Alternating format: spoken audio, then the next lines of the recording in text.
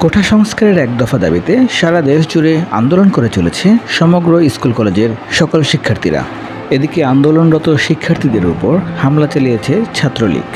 এই সংঘর্ষের ফলে সারা দেশ জুড়ে বেশ কয়েকটি হতাহতের ঘটনা ঘটেছে।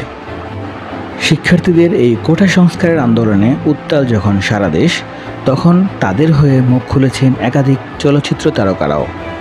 নাটক, সিনেমা ও ইউটিউবের বেশ কিছু জনপ্রিয় তারকা এই বিষয় নিয়ে মুখ খুলেন। বীর মুক্তিযোদ্ধা ও চলচ্চিত্র তারকা, স্বাধীনতার যুদ্ধ নিয়ে নির্মিত চলচ্চিত্র ওরা 11 জন সিনেমার প্রযোজক নায়ক সোহেল রানা বলেন, বর্তমানে যে আন্দোলন চলছে তার পক্ষে তিনি। এই কোটা পদ্ধতি তিনি চান না। কোটা পদ্ধতির জন্য মুক্তিযোদ্ধাদেরকে অপমান করা হয় বলে তিনি মনে করেন। বর্তমান সময়ের অন্যতম জনপ্রিয় নায়ক সিয়াম আহমেদ, তিনি তার ফেসবুক স্ট্যাটাসে লিখেন, আমার এই ক্যাম্পাস রক্তাক্ত কেন? শিক্ষার্থীদের রক্ত কেন ঝরবে? এছাড়াও বর্তমান সময়ের আলোচিত অভিনেত্রী পূজা চেরি তার স্ট্যাটাসে লিখেন, এই কেমন স্বাধীনতা, এই স্বাধীন দেশে নারীদের প্রতি এই কেমন আচরণ, যা মেনে নেওয়া যায় না, তীব্র নিন্দা জানাই। বর্তমান সময়ের অন্যতম জনপ্রিয় চিত্রনায়িকা বুবলি তার ফেসবুক স্ট্যাটাসে লিখেন, শিক্ষার্থীদের রক্ত ঝরবে কেন?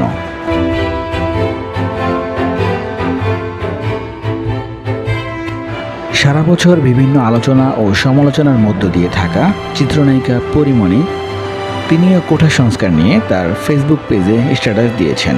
তিনি বলেন, নারীর প্রতি সহিংসতায় আপনার জবান যদি বন্ধ থাকে তাহলে আপনি মুনাফিক।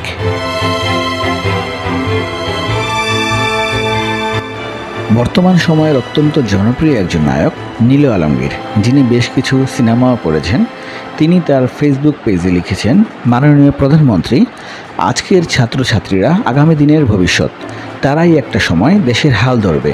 এত ছাত্রছাত্রী ভুল করতে পারে না। আমি একজন মুক্তিযোদ্ধার সন্তান হয়ে বলছি, দয়া করে কোটা সংস্কার করে দিন।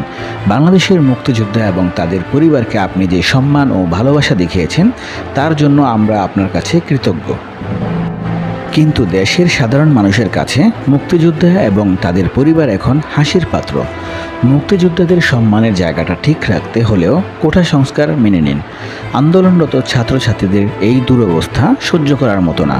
পুরো জাতি আপনার সিদ্ধান্তের অপেক্ষায় আছে।